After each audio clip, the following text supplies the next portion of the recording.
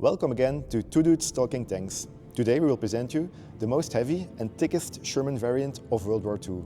Yes, ladies and gentlemen, we are talking about the Sherman M4A3E2 Jumbo. Not only we will present you everything you wish to know about this rare Sherman variant, we will also tell you why this Sherman right here is called the new Cobra King of Bastogne.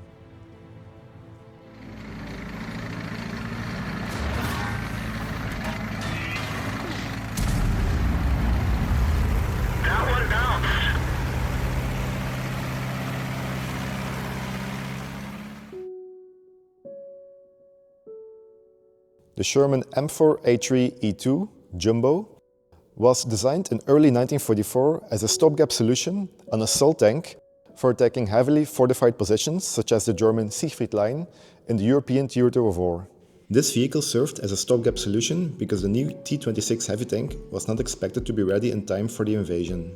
In January 1944, the US Army fits an M4A3 with 5 tons of counterweight.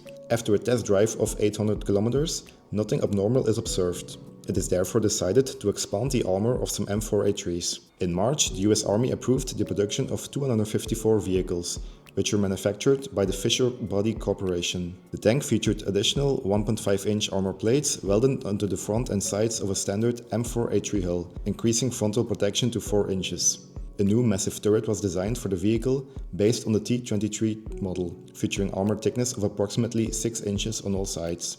Due to significant rate increase, the final drive gear ratio was adjusted to help the powertrain handle the load, reducing the top speed to about 35 km an hour. Although initially fitted with a 75mm gun, the tank utilized a modified M62 mount that was originally designed for a 76mm gun. The development was so urgent that the Army bypassed standard testing phases, resulting in the tank retaining its E designation for experimental. So the official designation of this vehicle was the M4A3E2. M4, the Sherman tank, the A3 variant with the Ford GAA engine, and the E2 stands for the second experimental variant of this type. But this vehicle was actually more famous because of its nickname, the Sherman Jumbo. And why Jumbo? Jumbo is actually a reference used for big objects, big vehicles, such as the Boeing 747 Jumbo jet or Ben's big old Saab car. But why Jumbo? Jumbo was actually the name of a famous elephant born in the second part of the 19th century in Abyssinia. The elephant received a lot of media attention and achieved worldwide fame as a circus animal during its lifetime. But who started this nickname? Perhaps you will hear or read online that it is a post-war nickname, first used by the model company Tamiya, or in the 1946 edition of the AFCEA Signal magazine. However, we found indications in the after-action reports of the 735th Tank Battalion from November 1944 that the M4A3E2 was already called Jumbo during the war. The same nickname appears in the caption of a photo of the same time period.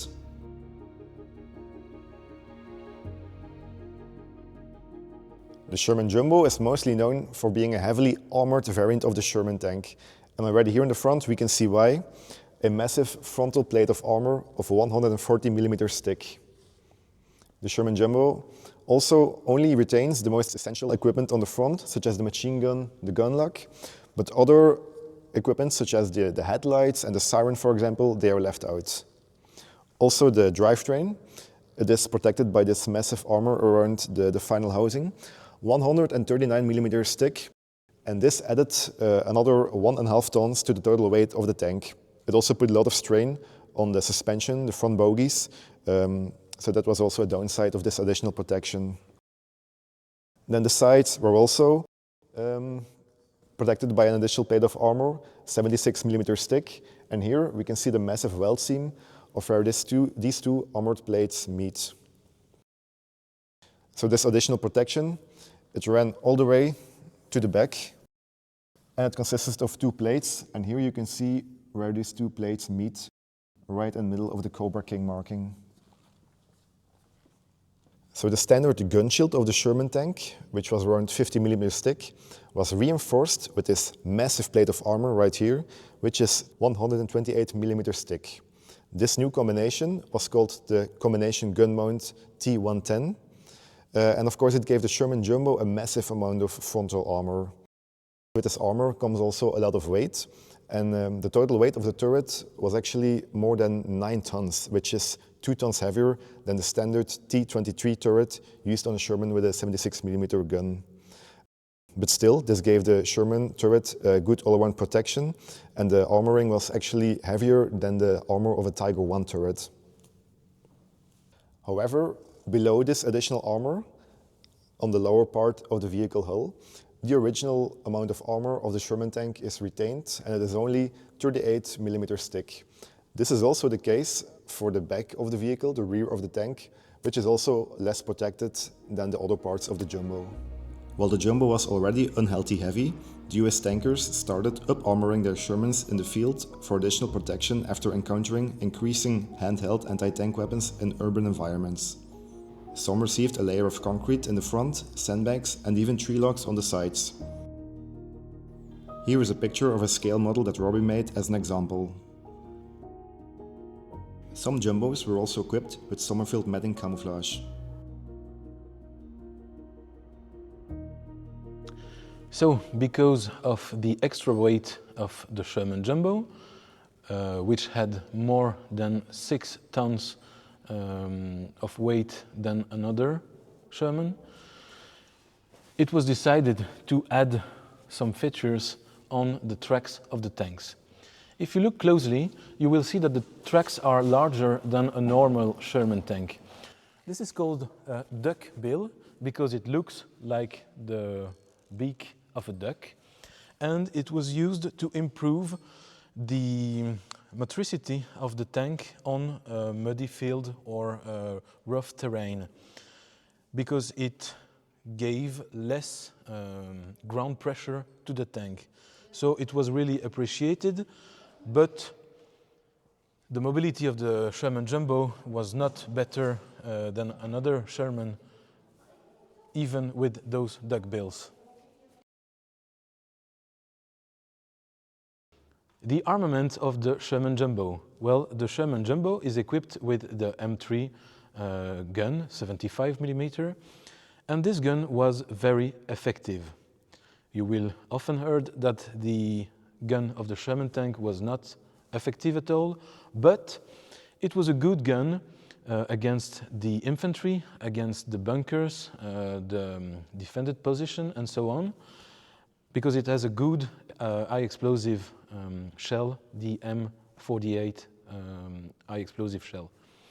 Well, it also had an armor piercing shell, 2 sorts of armor piercing shell. The first one was the M61 armor piercing, and also the 72 armor piercing shell. Those shell could penetrate a plate of armor with a thickness of 50 to 90 millimeters at a range of 1 kilometer, but it was a vertical plate of steel. So it wasn't really effective against the German armored vehicles and less against the Panzer, but it was a good gun against the infantry and all sort of position defended by the enemy and the gun position and so on. So the 75mm gun also had plenty of different ammunitions. For example, they used a canister, like a big shotgun, but it was mainly used in the Pacific. And there were also shells called the Willie Pete, W and P, standing for white phosphorus, which were appreciated but really devastating shells. For the second part of the armament, we have the machine guns. So, like on other Sherman tank, we have the 50 caliber machine gun of 12.7 millimeter, and we also have 2 30 caliber machine guns, Browning, and those machine guns were of 7 millimeters, .65. This one is operated by the gunner, and the other one is operated by the co-driver, and it's placed on a mount which can move, so it allows the co-driver to shoot on moving targets and so on.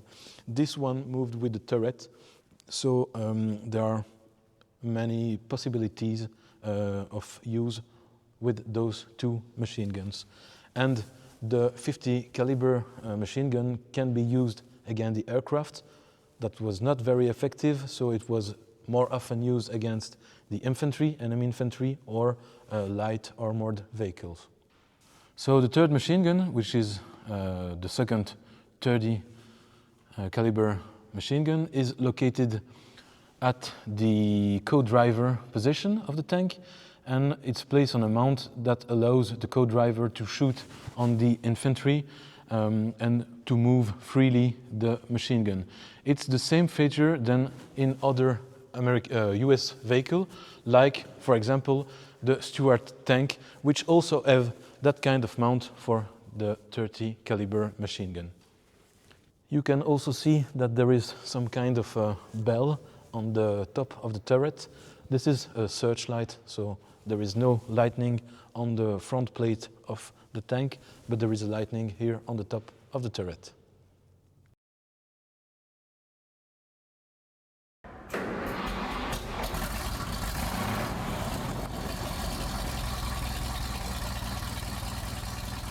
So, what about the engine of the Sherman Jumbo?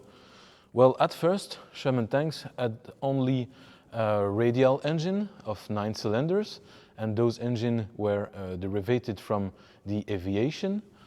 But the Army needed a V8 engine powered by Ford in their tanks because of the reliability that those kinds of engine can offer to a tank. But why did they choose the V8 Ford engine? At the beginning of the Second World War, the British government asked the US government if they could produce some parts for the Rolls-Royce Merlin engine.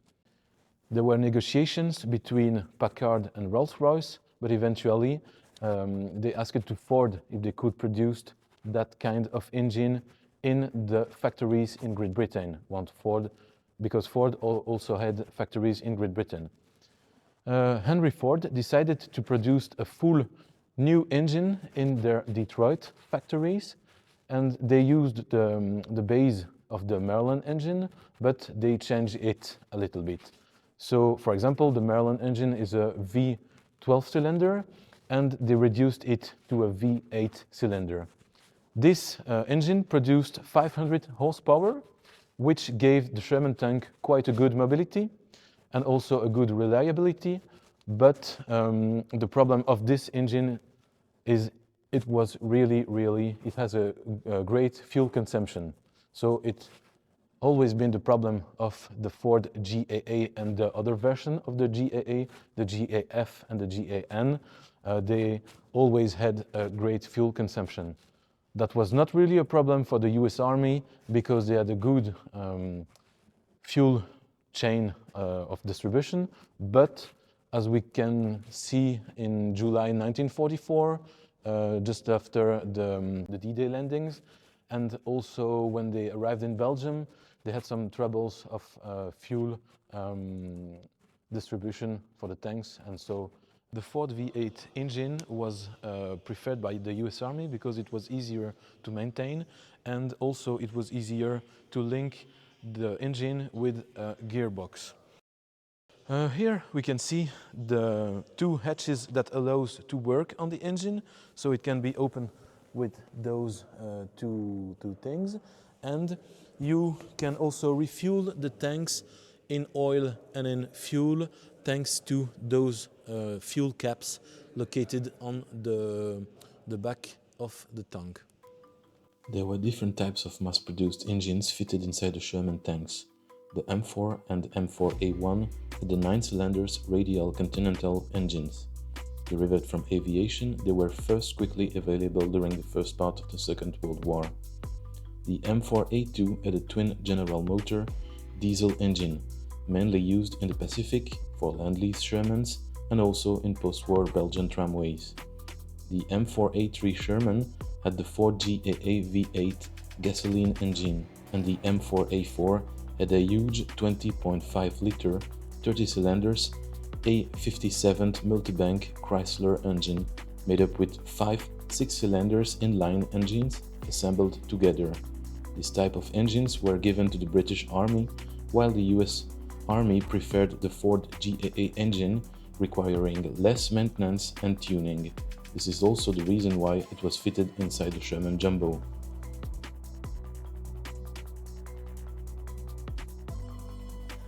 So we are here with Greg, who is the driver of the Sherman Jumbo, and we will ask him about the restoration of the tank and also on how to drive the Sherman tank. Greg, salut. Est-ce Bonjour. que tu pourrais nous présenter un petit peu la restauration qui a été assez incroyable de ce Sherman Jumbo? Oui, en effet, c'était une boule de rouille à la base, donc nous l'avons complètement démonté. Il n'en restait rien. Dans un premier temps, la restauration était, comme on dit chez nous, un peu de fleurs, donc juste en exposition. Et après avoir eu un petit succès, on nous a demandé de le motoriser. Donc, nécessité un redémontage, recréer tout à l'intérieur, puisqu'il n'y avait plus rien, donc plus rien tenait encore debout. Et nous l'avons remotorisé, et maintenant, voilà le résultat. Et le moteur que vous avez mis dedans, c'était pas son moteur d'origine alors? Non, le moteur d'origine n'était pas présent. Il n'y avait même pas de boîte de vitesse, il n'y avait plus rien dedans. Ah oui, vous avez vraiment tout remonté. Tout a été refait, oui. On a dû aller chercher des petites pièces à gauche, à droite, en recréer nous-mêmes, en faire fabriquer. Et donc pour arriver à un résultat assez bon. Et tout ça était prêt pour le 75e anniversaire Ouais, de la fin de c'était la Seconde Guerre mondiale. Ouais, voilà, c'était la deadline que nous avions et nous avons réussi. Eh ben, c'est un beau travail qui a été mené par le Vehicle Restoration Center des Bastogne Barracks. Donc maintenant, on va pouvoir passer à l'intérieur afin de voir un peu les entrailles de la bête. Voilà, nous sommes à l'intérieur du Sherman Jumbo. Est-ce que tu peux nous présenter la manière de conduire ce type de véhicule? Alors voilà, en réalité, c'est assez simple. Une pédale d'embrayage, une pédale d'accélérateur, des sticks, la direction, évidemment, et le levier de vitesse. Est-ce que lorsque tu conduis le Sherman Jumbo, tu as des sensations qui sont différentes par rapport à un autre char Sherman standard? Non, pas réellement. Disons que oui, les sensations sont plutôt personnelles vu que je l'ai restauré. Je l'ai restauré avec une équipe, évidemment. Et le moteur est un tout petit peu plus puissant. Mais sinon, en gros, c'est la même conduite. Et par exemple, je vois que tu as le tableau de bord à proximité de toi. Est-ce que tu dois regarder avec attention tout ce qu'il y a sur les manomètres pour justement entendre si ce moteur fonctionne convenablement? Oui, évidemment, on écoute beaucoup le moteur, c'est évident. Et en conduisant, on surveille aussi tout ce qui est pression d'huile, vieux moteur. Donc, il faut être vraiment très attentif. Et la température du moteur, de l'eau. Pour le démarrage du Sherman, est-ce que tu peux nous présenter les manipulations à exécuter? Oui, évidemment. Pour commencer, interrupteur principal. Voilà. Ensuite, nous avons les magnétos et le système de démarrage, une petite pince. Et voilà, tout simple. Donc ça se démarre très facilement. Très très facilement, oui. Alors, est-ce que tu peux nous expliquer pourquoi c'est toi qui conduis le Sherman Jumbo? Est-ce que tu as un lien particulier avec les Sherman ici au Bastogne Barracks? Ben, pour commencer, en effet, c'est moi qui j'ai participé à la restauration, donc aux deux phases de la restauration complète. Et ça a été un peu naturel, mon nom est sorti. Et donc c'est moi qui le répare, qui l'entretiens très régulièrement. Et vous participez à des événements de manière assez régulière avec le Sherman Jumbo? Oh, il sort bien facilement 1 à 2 fois par an, Mons, et dans pas longtemps, nous irons à Bovington. Ah oui, c'est ça, donc vous avez même la participation à des événements internationaux avec ce Sherman Jumbo. Oui, oui, oui. Donc voilà, nous sommes ici près d'un authentique moteur Ford GAA.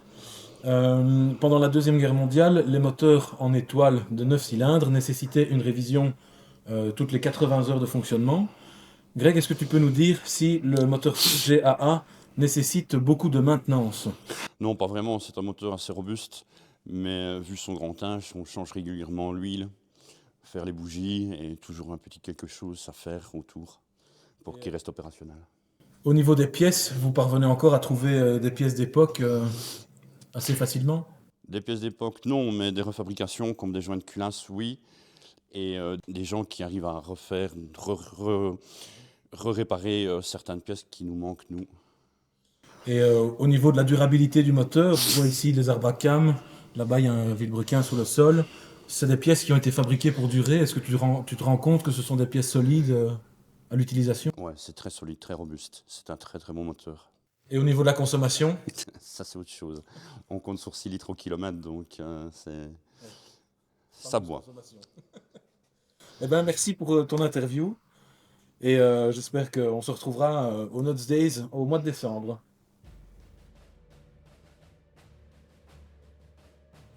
All Jumbos, except 4 who remained in the United States, are deployed in Europe between July 1944 and May 1945.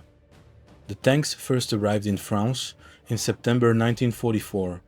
Records indicate they were distributed among the 1st, 3rd and 9th armies. It is difficult to determine how many jumbos each unit receives, as they are often registered as M4A3 medium tanks and not as M4A3E2 assault tanks. So when the Sherman Jumbos arrived in Europe, the Allied had already crossed the Siegfried Line.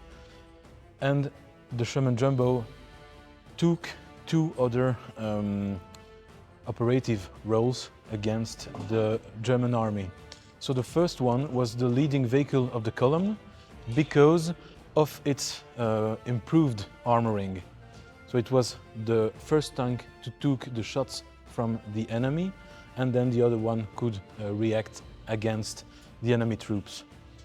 The other role of the Sherman Jumbo was also to provide support to the infantry because of the thickness of the armor. It was a good tank to provide support of the infantry in cities like, for example, Stolberg, Aachen or Cologne. With this armoring, the Sherman Jumbo could take hits that other Shermans wouldn't survive. The Jumbos were well received and put to good use by the US forces. They bore some of the heaviest fightings and suffered significant casualties. For example, the 4th Armored Division alone lost 24 Jumbos, nearly 10% of the entire production run by the end of the war. General Eisenhower even wrote a report that the M4A3E2 assault tank was proved itself in combat and has been most favorably received. This theater has an immediate requirement for the maximum number that can be produced without materially reducing the flow of other tanks to the continent. However, he also highlighted another important aspect of the tank, its gun. While the 75mm gun was quite effective for its dedicated role in an assault tank, Eisenhower wrote in his reports that the Sherman Jumbos must be equipped with the 76mm gun, offering the crew better chances against the German heavy vehicles.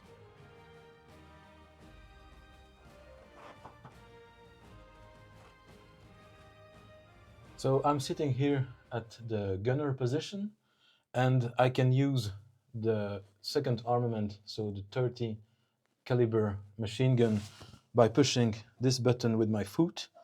Then I can also operate the gun also with my foot.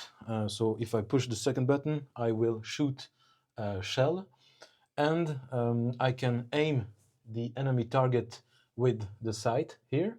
I can watch outside the tank thanks to those periscopes. And if I want to move the turret from left to right, I have a power traverse, so it means that the rotation of the turret is assisted by the engine of the tank. And in case of a mechanical failure, there is also a system that can allows me to move the turret with a manual power. And I can also move from upwards and downwards the gun thanks to this manifold. I also have a gyroscope which allows me to shoot from a moving tank on enemy targets, and this feature of the Sherman tanks was really appreciated by the crew.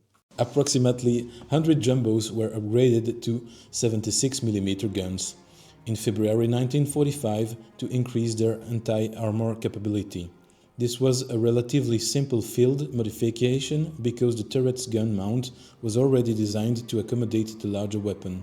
This did not only improve their chances against enemy armor, but also made them better at their original mission, shooting up bunkers and enemy fortifications. While the tank was praised for its capability to take a beating, it also had quite a few downsides.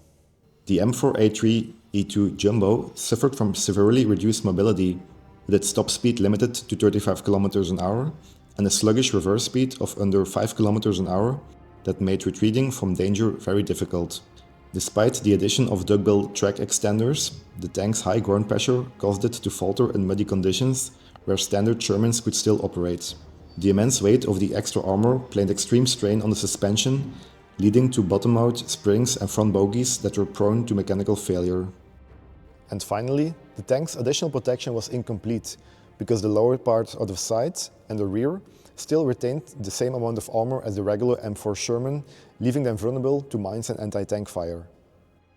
In 1945, when the T-26E3 Pershing tank, later M26 Pershing tank, arrived in Europe, it took over the role of an assault tank from the M4A3E2 Sherman Jumbo. It is also at that time, at the end of the war, VE Day, that the Jumbo stopped its combat history. Indeed, it wasn't used on the Pacific theater of war, and in the later war, it was not used because the Sherman with a HVSS suspension system was preferred.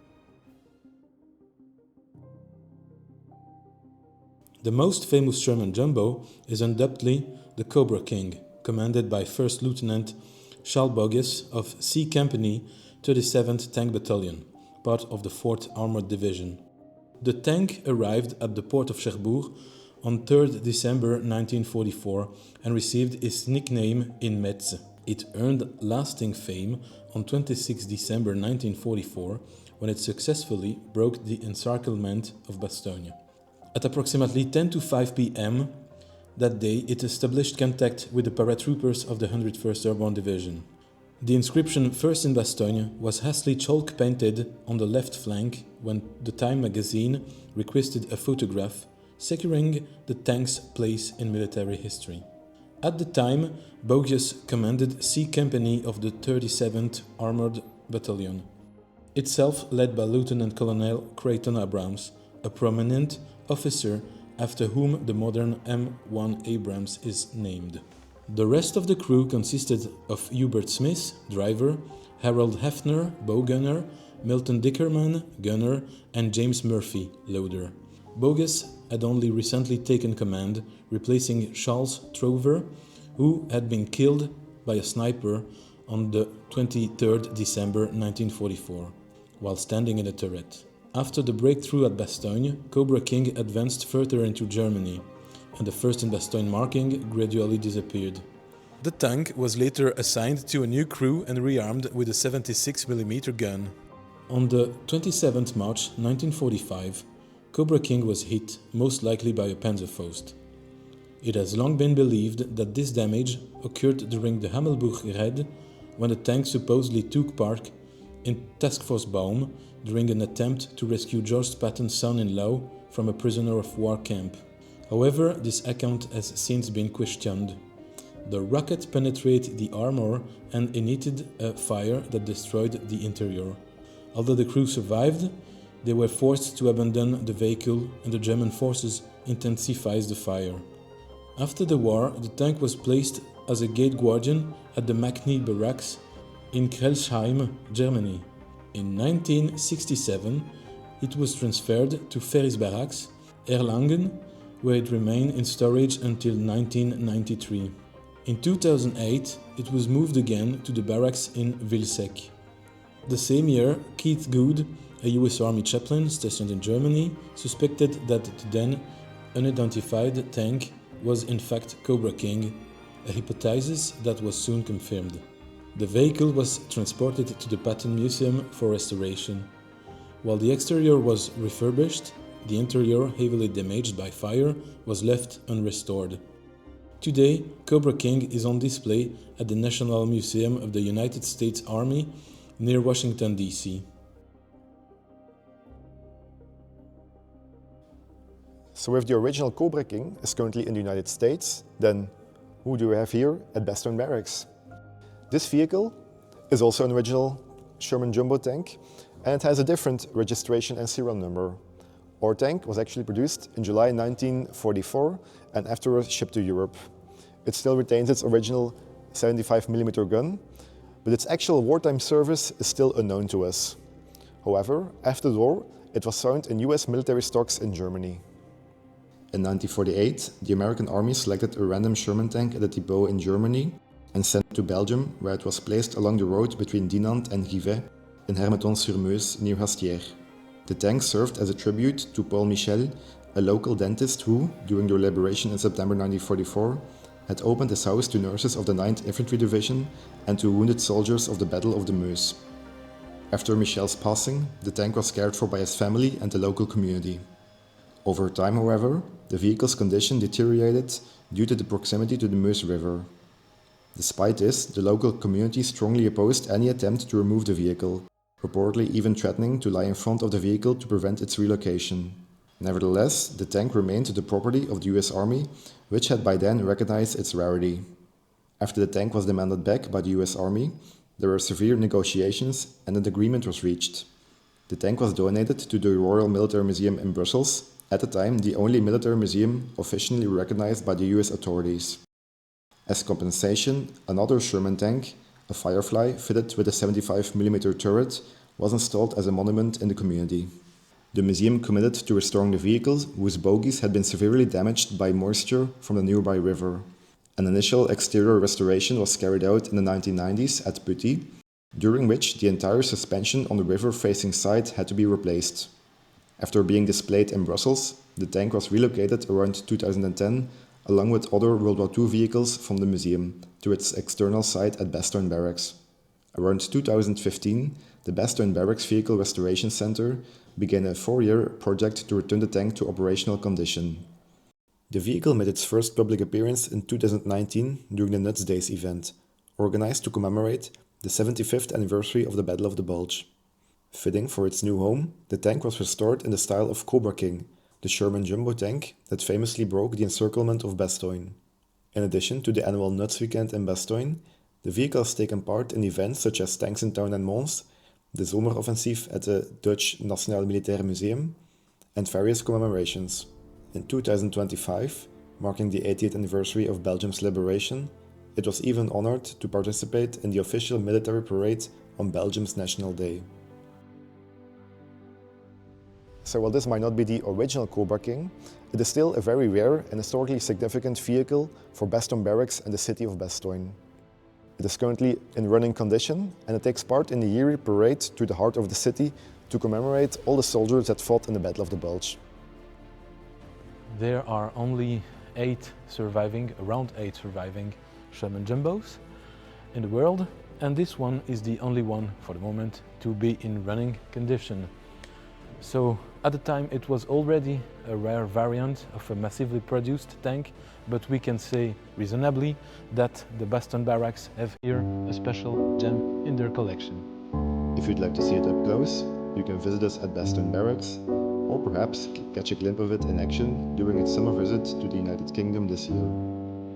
So we hope you all enjoyed learning about the M4A3E2 Jumbo tank and the new Cobra King that we have here in Bastogne.